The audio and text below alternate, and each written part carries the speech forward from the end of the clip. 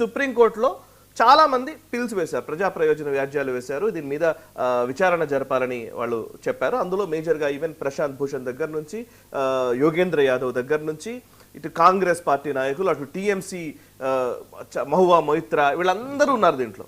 Almost విపక్షాలకు సంబంధించినటువంటి pills అన్నిటి మీద ఒక విచారణ జరిపినటువంటి సుప్రీం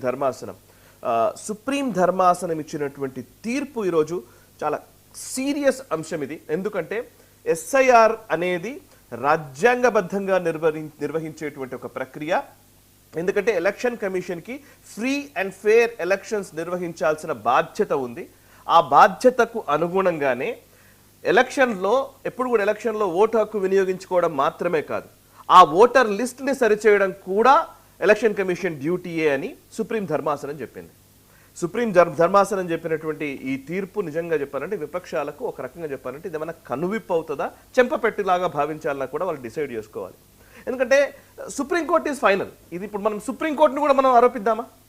ఇప్పుడు మనం ప్రాబ్లం ఏంటంటే ఐటీ మనకు పడదు, ఇన్కమ్ ట్యాక్స్ డిపార్ట్మెంట్, లేదంటే ఈడీ పడదు, ఎన్ఫోర్స్మెంట్ డైరెక్టర్ పడదు, సిబిఐ పడదు.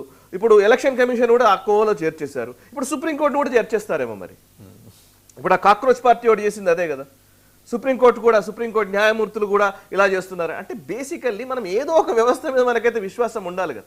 మనం రాజ్యాంగాన్ని నమ్ముతున్నాం కదా. అంటే అందరూ సొసైటీలో ఉండే ప్రతి అధికారి, ప్రతి ఒక్కళ్ళు కరప్ట్ అయిపోతారు. ప్రతి ఒక్కళ్ళు కూడా బీజేపీకి అనుకూలంగానే ఉంటారు. మిగతా వాళ్ళు మాత్రం మాకు అనుకూలంగా మాట్లాడితేనే మీరు కరెక్ట్ అనే ధోరణి కరెక్ట్ కాదు.